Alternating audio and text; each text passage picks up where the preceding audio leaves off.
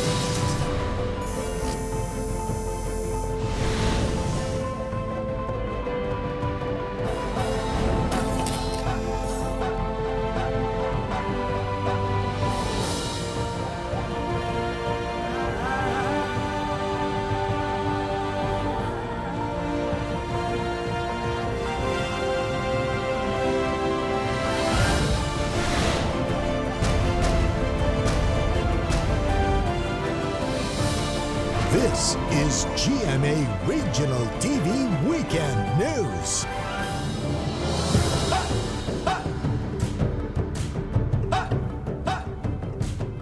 Good evening! This is your GMA Regional TV Weekend News, the biggest, the latest as local news matters. Jasmine Gabriel Galban.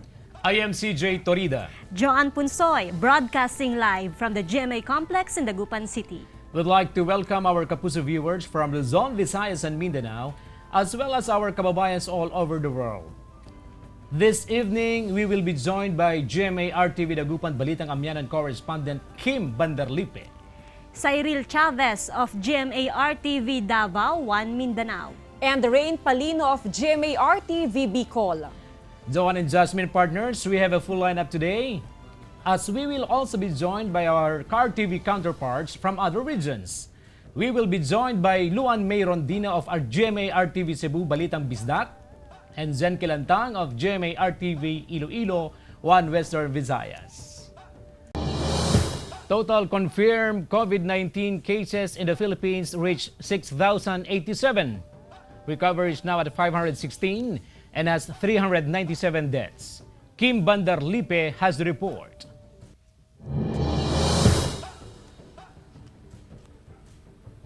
CJ, according to the Department of Health, strict home quarantine is still a must to avoid the widespread of COVID-19.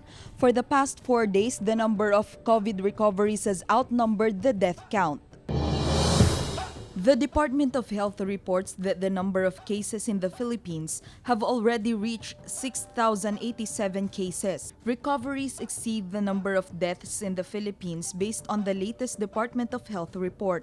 In North Central Luzon, there are 386 COVID-19 confirmed cases with 53 deaths and 89 recoveries. According to the latest report from the DOH Center for Health Development, Region 1 has 54 confirmed cases. Region 3 or Central Luzon has now 308 COVID-19 cases. 24 confirmed cases are recorded in the Cordillera region.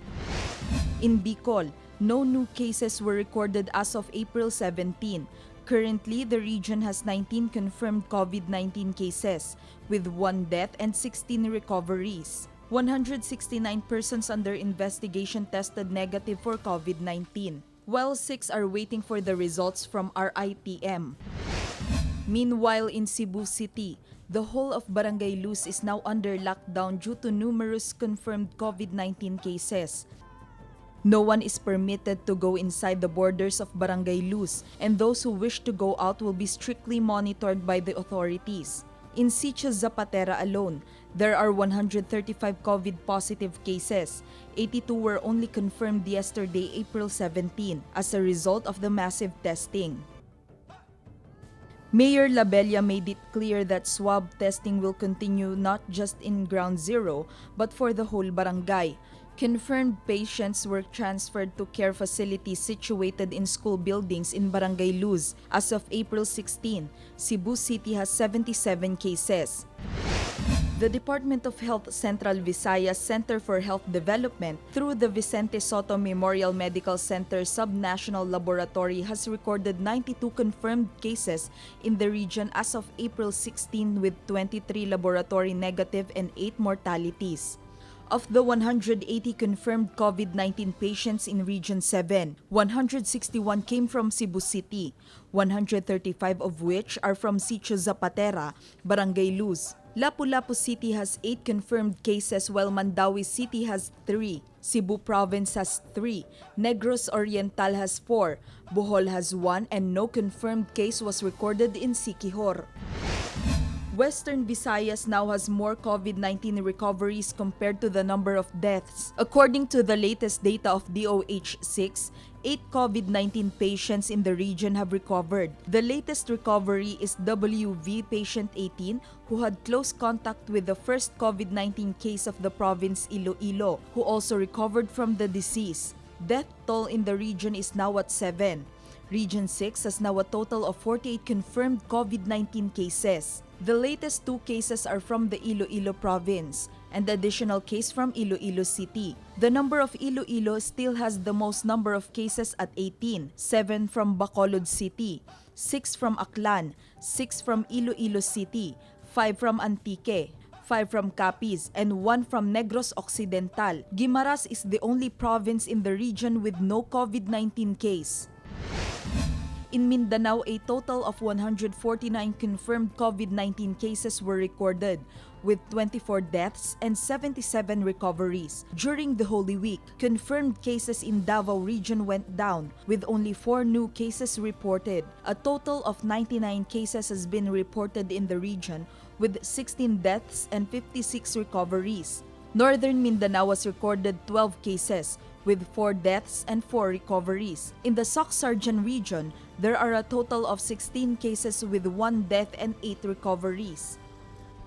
In Zamboanga Peninsula, 12 confirmed cases were recorded and 4 recoveries. Meanwhile, Caraga region has recorded its second confirmed case, a 65-year-old male from Butuan City who had close contact with a relative who went to a derby at New Davao Matina Galleria in Davao City. The region's first confirmed case has already recovered.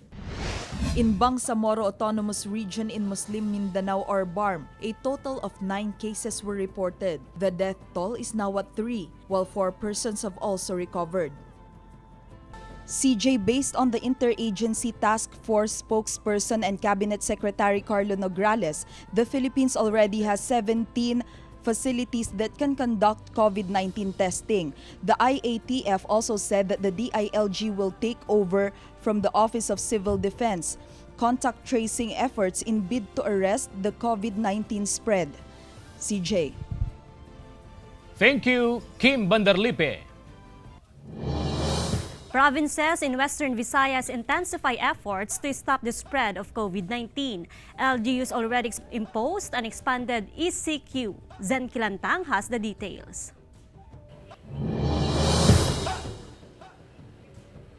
Joan, the Iloilo City government has started the expanded enhanced community quarantine today, where all business establishments should be closed by 3 o'clock in the afternoon, while financial institutions by 1 p.m.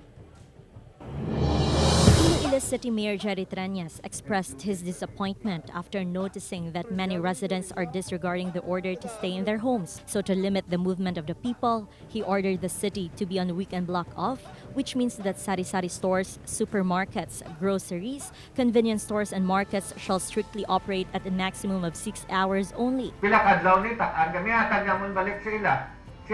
Sila na lang hatag, we do not want this.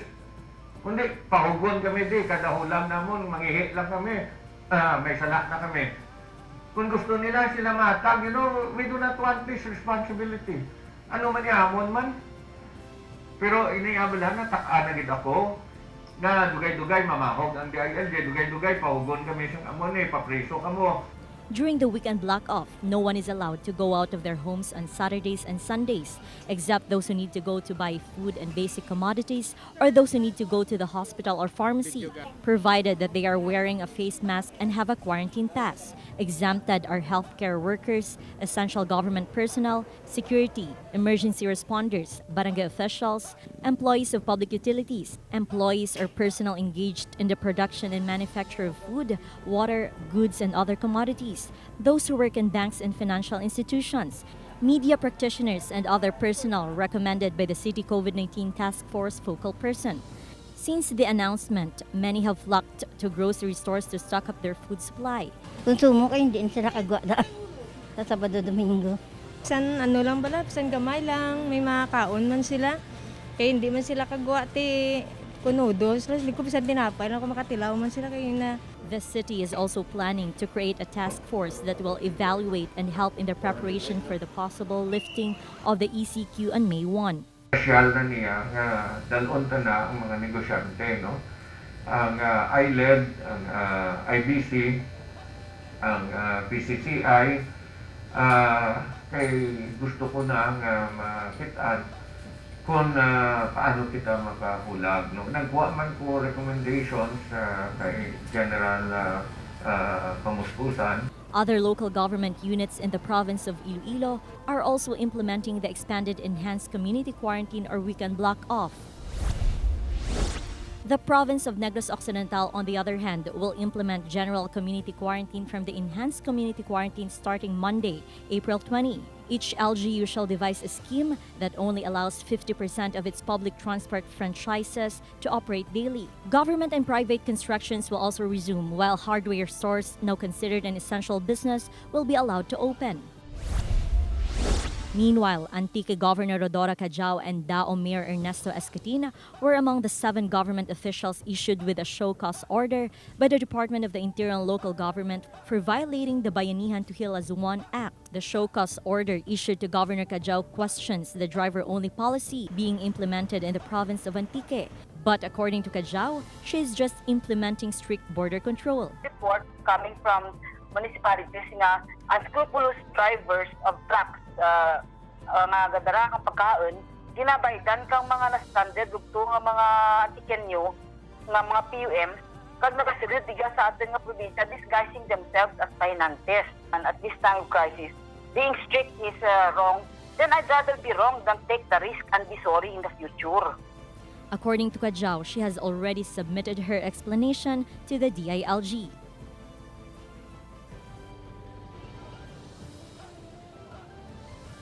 John, the local officials are hoping that the number of COVID-19 cases will soon abate so that they can adjust, if not totally lift, the enhanced community quarantine on May 1. Joan? Thank you, Zen Kilantang. COVID-19 Filipino survivors tell their stories. John Sala has this report. 15% is more than just a number for Tony Helvero, the first COVID-19 positive in the island of Panay and the second in Western Visayas. When he was brought to the hospital and was tested positive of the disease, his doctor told him that he only had a 15% chance of survival. Tingala ganay ko nga dito sa emergency. Daw kuan ba lang pag-treat sa amon. Daw may balatian na nga makalalaton kaya ang bayo sa mga doktor nga nag-accept sa akon. Do mata na nila makita bala naka full quantity sila. Full quantity sila against nga sakit. Daw kinsaylo man lang ako sa kwarto. Through the help of the medical staff in the hospital where he was confined and the support from his family, Tony recovered. As an extraordinary minister of Holy Communion in Gimbal Parish, Easter Sunday became a memorable day for Tony, as it was the same day he was finally discharged from the hospital. It was as if he was one with Jesus Christ in his sufferings and eventually overcame death on Resurrection Sunday. The recovery of the only COVID-19 case in Negros Occidental brought hope, not just for the patient, but for the medical frontliners as well. Everyone was emotional when the patient was finally discharged. Some cried, while some cheered and sang. Before she went home, the patient tearfully thanked the hospital staff for treating her with love and care. Know that you are appreciated. Know that our hearts are full of gratitude. Bayambang Mayor Cesar Quiambao and his wife Nina Jose Quiambao were discharged after recovering from COVID-19. According to Mayor Quiambao, while in the ICU, they relied and drew strength from their faith in God. Ako po'y nagpapasalamat sa aking may bahay. Dahil sa kanyang panalangin.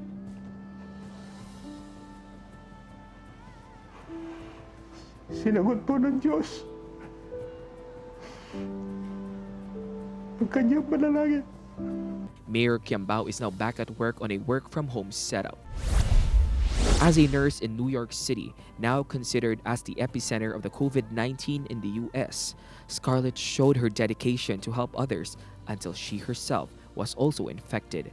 Due to the high demand of COVID-19 testing, she was not tested right away, but things got worse when her husband and one-year-old son were also infected with the disease. Because of the surge of patients in the hospital, the family chose to stay at home, using home remedies such as taking vitamin C, drinking ginger or lemon tea, and steam inhalation. The family gradually recovered. But more than that, Scarlett shared the important reason for the recovery. Prayer gid ang may dako nga role sa amon nga pag-ayo. If not because of the prayers of everybody nga kilala namon, we are confident that Jesus is our great healer. We can always trust the Lord Jesus Christ and His love for us. While many are still battling the disease, stories of recovery and healing serve as beacons of hope until the time comes when a cure is finally found. John Sala for GMA Regional TV. Frontliner policeman in Bani, Pangasinan slapped by resident at ECQ checkpoint. Here's the report.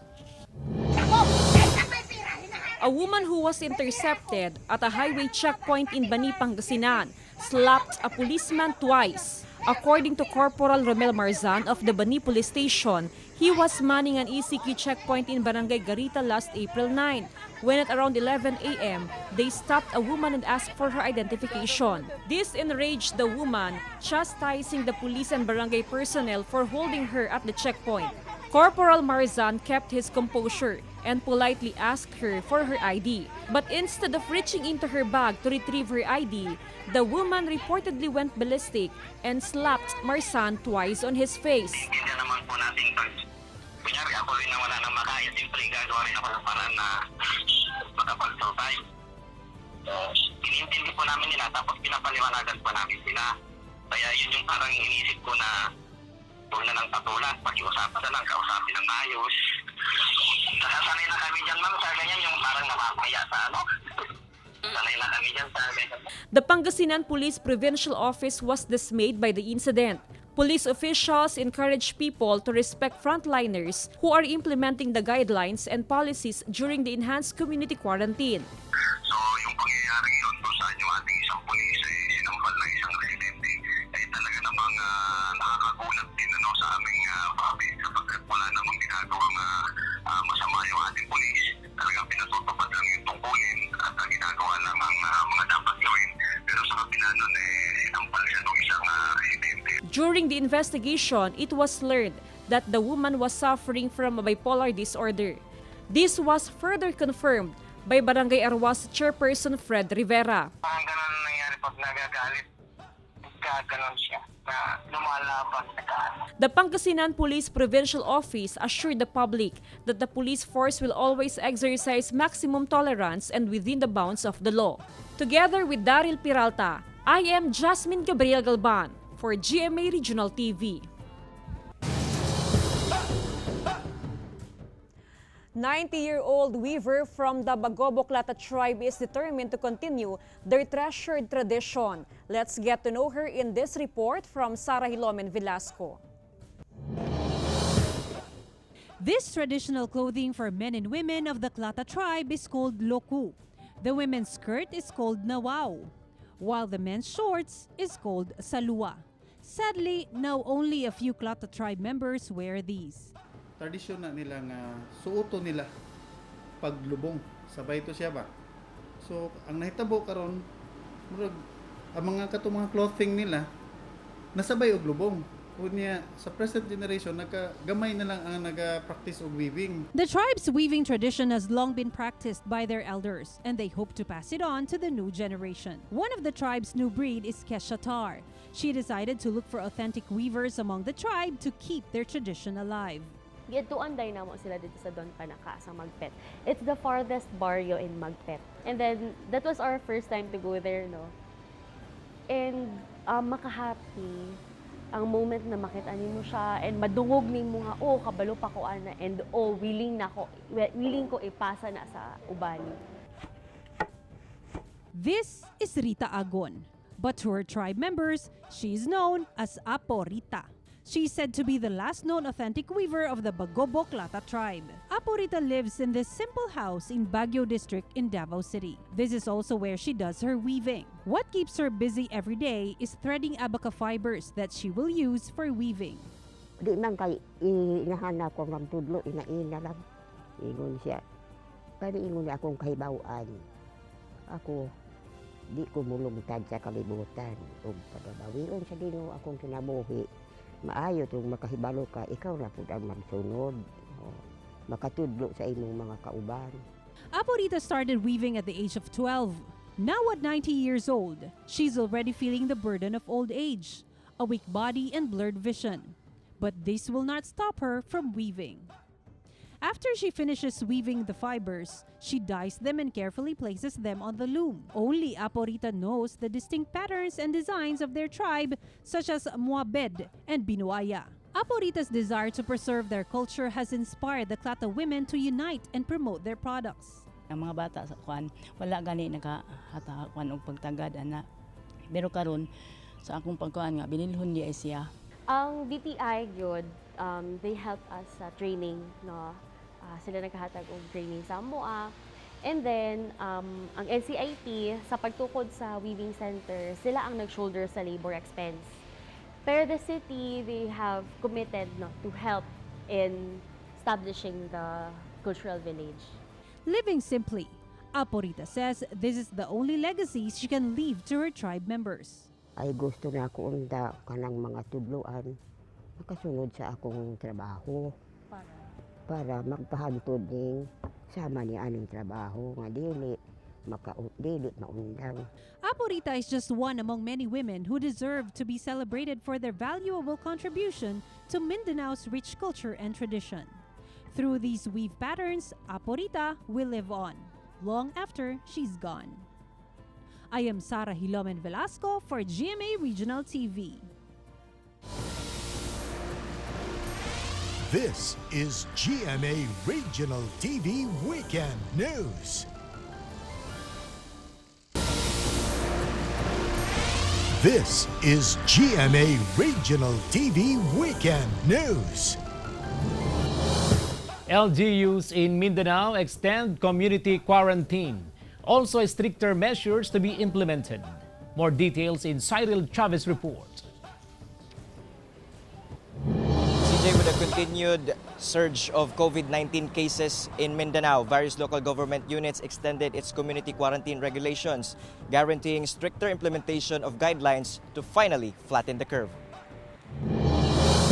Following the surge in COVID cases in the Davao region, Davao City Mayor Sara Duterte, as head of the Davao Region Task Force COVID-19, announced the extension of the enhanced community quarantine until April 26. This time, she said, stricter guidelines will be imposed such as a number coding scheme for the food and medicine pass to limit people from going out of their houses. In a radio interview, the mayor was also irked after noticing more private vehicles plying the streets despite the city's ECQ. With this, she emphasized that the local government will not provide assistance to violators in case they get infected with a deadly disease. We are still discussing this with the city director of the Davao City Police Office po unsa pa mapahugot nato ang enhanced community quarantine, especially that makita nato sa dalan no daghan gihapon gid kaayo. She then ordered the placement of tanks in the middle of the roads, and the following day, backhoes also blocked some lanes to minimize the entry of vehicles. Meanwhile, Misamis Oriental Governor Yevgeny Imano has issued Executive Order number 11 for the tougher implementation on the use of home quarantine and travel passes. The home quarantine pass will only be used for travels within the city, while a travel pass will be used when going out of the city and only valid for 7 days. Governor Emano also extended the general community quarantine in the province until April 30. Iligan City Mayor Celso Regencia also extended the city's enhanced community quarantine until April 30. In Cotabato City, Mayor Cynthia Giani Sayadi herself apprehended motorists for using quarantine passes and task force stickers that are not applicable to the city. Over 50 motorists violated the guidelines. She then issued new quarantine passes that will be used either only during the day or at night. People who need to go out for work must secure a working pass. In General Santos City, people flocked public markets and supermarkets after a 4-day total lockdown from Monday, Thursday to Easter Sunday. Because of this, Barangay Tanos used megaphones to remind people to maintain social distancing. Body temperatures were also checked, and due to the influx of people, some went home past the curfew hours. In Caraga Region, Police Regional Office 13 carried out more stringent restrictions in its border checkpoints following orders from the Regional Task Force COVID-19 1 Caraga Shield. Around 175 policemen wearing PPEs augmented the 4 regional quarantine border checkpoints. CJ, with the implementation of stricter guidelines, the authorities are now urging the public to cooperate and follow so that cases here in Mindanao will finally subside. CJ. Thank you, Cyril Chavez. PNP records more than 120,000 violators of ECQ guidelines. Rain Palino for the details. Joan, despite the implementation of the enhanced community quarantine, many residents across the country continue to violate the ECQ, resulting into disciplinary actions. Upon the implementation of enhanced community quarantine last March 17 until April 16, the Philippine National Police recorded a total of 122,356 curfew and disobedience violators. Latest data indicated that the most number of violators came from Luzon with 74,868, 21,805 from Visayas, and 25,356 from Mindanao.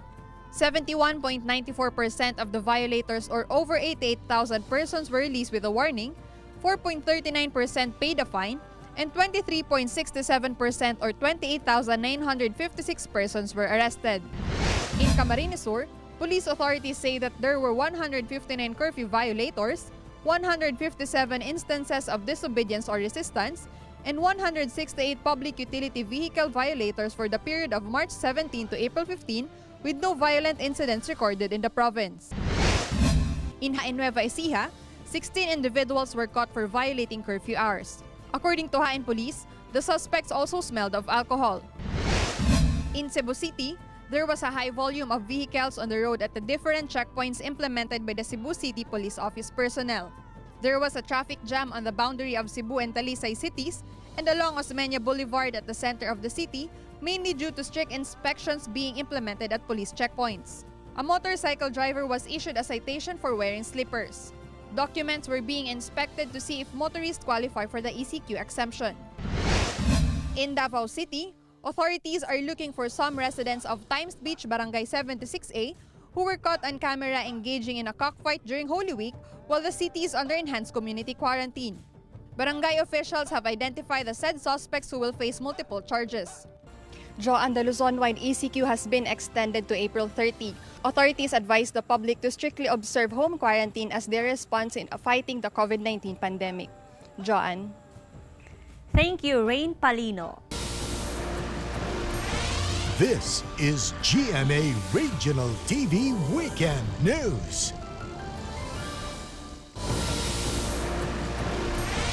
This is GMA Regional TV Weekend News.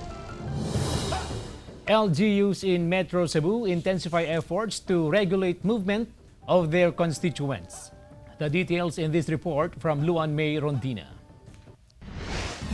CJ, even after the third week of the implementation of the enhanced community quarantine, local government units continue to intensify their campaigns to slow down the spread of the coronavirus 2019. 3 local government units have taken steps to stop people from flocking in public markets and and strictly observe social distancing. In Cebu City, aside from the mass testing for COVID-19 among residents, Mayor Edgardo Labella has also ordered a new scheme for people going inside Carbon Market, one of Cebu's biggest public markets. Carbon Market is now closed on Mondays for disinfection and open the rest of the week, with the entry of people now regulated alphabetically. This started yesterday, April 17. Carbon Market is open on Tuesdays for those whose family name starts with the letters A, B, C, and D. Wednesdays for family names starting with the letters E, F, G, and H. Family names that start with the letters I, J, K, and L can do their marketing on Thursdays. And those with surnames starting with the letters M, N, O, and P on Fridays. Market goers whose surname starts with the letters Q, R, S, T, and U can go to the market on Saturdays. And on Sundays, it's the turn of those whose family names starts with the letters V, W, X, Y, and Z. Carbon Market is open from 6 in the morning until 5 in the afternoon. Upon entry to the market, the customers must present their ID, barangay clearance, or certificate. In Lapu-Lapu City, going through one entrance and one exit is implemented in the public market located in Barangay Poblacion. The barangay captains have also assigned specific days within which their constituents can do their market activities. This is done to limit the number of people going inside the market at a time. The system was welcomed by some buyers. Okay naman para sa ako In Talisay City, aside from the tabo sa barangay or mobile market, different barangays were also clustered to go to Tabunok Public Market on specific days. Based on an executive order of Mayor Samsam Gulyas, schedules were given to the different barangays. Market goers are required to wear their face mask and bring their ECQ pass. Meanwhile, in Mandaue City, Mayor Jonas Cortez personally visited the gym at the Mandaue City Central School, where cubicles are being built for COVID patients. Most of the materials used in the construction of the facility are donations to the city government. Gamay na lagkuang ani kay butangan pa manig mosquito nets ang ibabaw no. Nga dili ma-kuan. So the facility will cater to additional patients that will need medical attention. Each cubicle has a buzzer that the patient can use if they need medical attention.